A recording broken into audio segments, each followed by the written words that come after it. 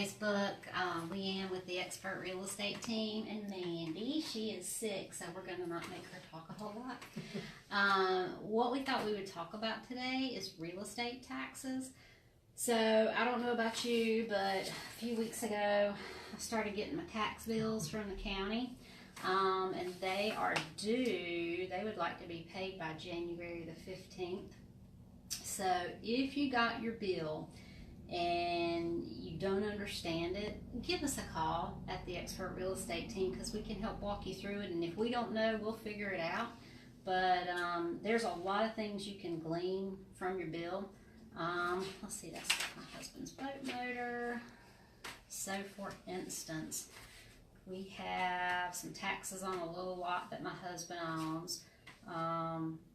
So, I mean, I was fine with those taxes. However, there are taxes that I was not so happy with this year. It actually was on a piece of property that we owned, a large piece of property, and then we started selling pieces off of it. It's that property over on 414, Bates Crossing. So I got to looking into it, and one year we had paid $68 in taxes for 30 acres because it had rollback taxes on it, or ag rate, I mean. And so we got a really low tax rate because it had the ag rate on it, because, you know, we're growing trees. So then in 2017 we sell off a couple of pieces, and at that time it triggered the county into thinking that we needed to reapply for the ag rate, even though we didn't, because my mother tract ID number hadn't changed.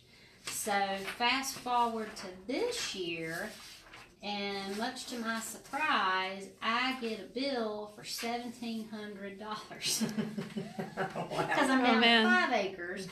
Actually 5.26. So I like, something's wrong. This is not right. I am not, you know, this is crazy high. So I called the tax person or the tax office in Greenville County, and there's one lady that you talk to. Her name is Debbie Atkins, about rollback taxes.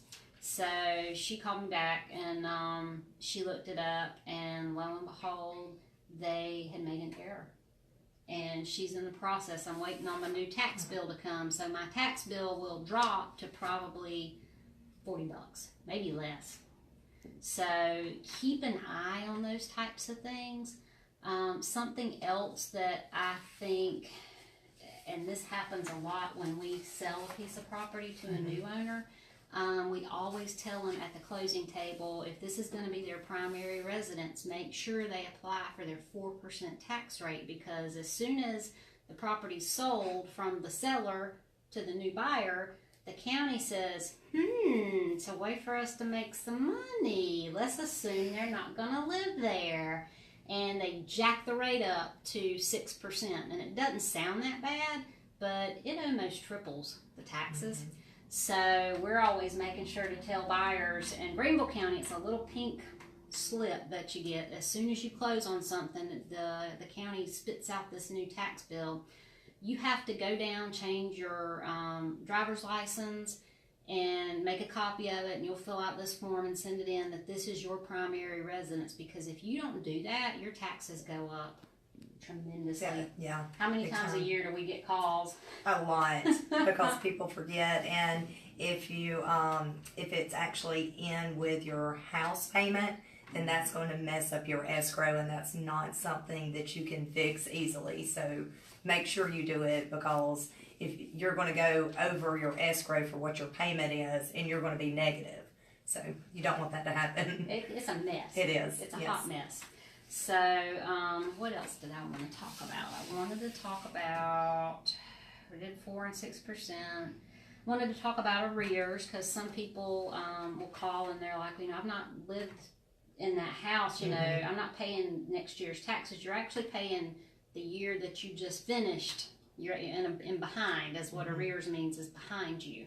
So that's what you're paying. So the tax bill that we just got paid for 2018. So you don't pay it until after it's already come and gone. What happens if you don't pay your taxes? No, if you don't pay your tax, well, I know one thing that happens if you don't pay your taxes, you owe more on your taxes. Exactly. Yes, it'll go up. I think I got our tax bill, and they give you until maybe March 15th. Of course, you're supposed to pay by January 15th, but I think if you pay March 15th or after, it can go up $300-400 more dollars. So they keep adding penalties they to do. it. So pay that on time. Yeah, the longer you go, the more the penalties are. If you don't pay your taxes at all, what happens? Then you're in trouble. Then you can actually, the house can actually go to a tax sale if you don't pay your taxes at all. So you don't want that to happen. What happens if you go to the tax sale and it gets sold? If you go to the tax sale and it gets sold, from my understanding, you have a year and 1 day to come back and pay those taxes and claim your property back. And redeem yourself. Yes. So. But if you don't, then you've sold your house for what the taxes are. Yeah, you gotta, especially even if you've got someone that's passed away in your family and nobody's paying their taxes, you need to try to make sure somebody's keeping up with those types of things. Hopefully they're going through the probate process if you need to do that. But it's not lost if you don't pay your taxes. Now, there are certain people who go to the tax sale, and I think right now they've been publishing, I've seen it in the Greenville Journal, but they've been publishing who doesn't pay their taxes.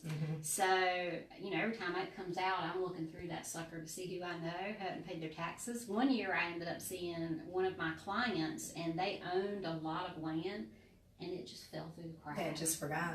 So I called them, and I'm like, oh my God, you gotta go pay your taxes. So they did, and everything was fine. Now, we personally have purchased a property that has been sold through a tax deed. So if you ever hear the terms tax deed, that's where it got picked up because they didn't pay their taxes, and the time has come and gone for them to have redeemed themselves and come back. So when you have a tax deed, it's a good deed. It's not an insurable deed. So with this particular property, it was a house, and our plans were to fix it up and turn around and sell it. Well, we could have done that and sold it from, all I could have given is a tax deed. So that's not insurable title. That's not what FHA and all the lenders want to see. So what I had to do was pay, I think it was $3,000 for an attorney to do an action for quiet title. And it's basically where they do what they do when you get foreclosed on. They run ads in the paper and notify people, and it just has to go through a process.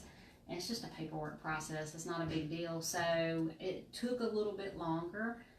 Took about a year to get through that process, but as soon as it did, we had an insurable title, turned around and sold it, and all was well. So it doesn't necessarily, if you buy a piece of property that has a tax deed on it, if you don't plan on turning around and selling it, let's say you bought a piece of property right next to your house just to have, it's not a big deal that you got a tax deed on it. You don't have to go and do what we did to get insurable title. So I've had one situation, there's a piece of property at 14 that there's a tax deed on it. Nobody will ever do anything with that piece of property other than probably park vehicles on it. So you don't need insurable title. Somebody's not going to build a house on it. So there's different things there, and that's about all I know about that. I'm getting into the part where I don't know what I don't know. Homestead. Yes. Homestead is for people who, and basically, and I tried digging up the information on Greenville County's website, and it's just not to be found. But I'm pretty sure it is, you get a $50,000 discount off your assessed rate. They don't assess that $50,000. So to apply for homestead or to qualify for homestead, you have to be 65 or older. You can be totally and permanently disabled. You can be legally blind, or you can be a surviving spouse that is qualified under those things. So my husband this year turned 65, so I'm like, all right, we can get our discount. And then I got thinking about it, and I'm like, gosh, hopefully mom and dad have went and applied, because the county's not just going to give it to you. They don't know when your birthday is, and they don't want to know. So make sure that if you or any family members have turned 65 or are 65, that they have that discount, because I don't know about you, I don't want to give the government any more than I have to give them. So make sure, you know, that those things are covered. And my parents didn't know about that, so I told them, and it saved them a lot of money with the amount of property they have, because they also didn't know about the ag rate. And they had been paying on all that property that they own until we got that corrected. I bet that was a fortune. It was. Yeah. It was. Oh, wow. So ag rate, we keep talking about ag rate. Ag rate is a racket, in my opinion. I'm not supposed to say that, I guess. But basically it is a discount that you would get for owning over 5 acres of wooded pasture, or over 10 acres, or of wooded land, or over 10 acres of pasture. And it's as if you got to, technically, you're supposed to be income producing property, so growing hay. Mm-hmm. I've gotten the ag rate because we've been growing trees on our property. We've harvested trees off property. So generally the counties are pretty lenient on that. But sometimes they may make you prove it. We had to prove it and then send in our contract where we sold trees.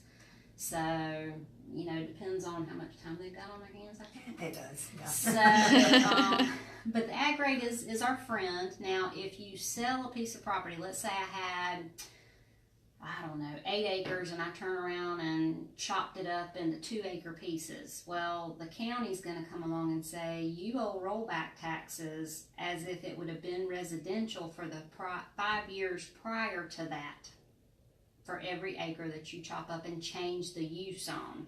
I love my quotes. I've been doing that a lot. Change the use on. So we have sellers that come to us and just want to sell a piece of property. And whoever comes along to buy it, you know, if they want to change the use, we're going to try to push those rollback taxes onto them, because if they don't want to change the use, it's in their best interest to keep it in ag rate because their taxes are low. Because just like your parents, I mean, they probably were. Yeah, they were paying a lot, because I think they have about 20 acres, I believe. And then they have their house and the 3 acres, and then they have the rest of the acreage. So they were doing 2 separate tax bills. Yeah. And paying as if that was not at an ag rate. So Yeah. we got that corrected. Yeah, don't assume the county's gonna realize that. If you have questions and want us to check for you, call us. Just let us know, because I mean, we're not experts at it, but we probably deal with it a lot more than you guys do. So we are happy to help. And then I think the last thing I want to touch on is tax appeals. So when the bills came out, I got on a couple of different pieces of property. I got an assessment rate, and it was in Spartanburg County. And I looked at my tax bills, and I'm like, wow, those are really high. So I had to provide proof of why I thought they just were saying they were assessed for what they were. Why, you know, I thought it was less, and I appealed 4 of them and won in all of them. I helped a client do that one time, and her taxes actually went down, but we had to provide the comps and the proof that it shouldn't be assessed at what they had it assessed at. Yeah, so you definitely want to do that. I mean, if you don't get it, so what? But if you do, I mean, that's extra money that you can put towards buying us Christmas presents. So like, I think that's going to happen. So let us know, what other questions do you have? And Lauren has been gracious enough to video for us. Do you have any questions for us, Lauren? I think you covered pretty much everything. Okay. You don't have to, when you do purchase a property, you can put some of it in ag and some of it not.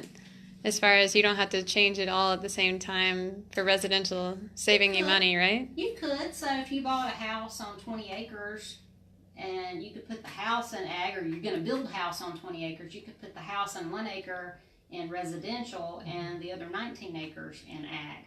And a lot of people do that. So it's just a matter, you know, of applying and doing the paperwork. So, and that's what we're here for, is to help provide that type of assistance. So if you have questions, reach out to us at the Expert Real Estate Team, 895-9791, or online at theexpertrealestateteam.com. Did I miss anything? I I think we're good. Okay, so that's what we know about taxes. Yep. So thank you. Thanks. Bye.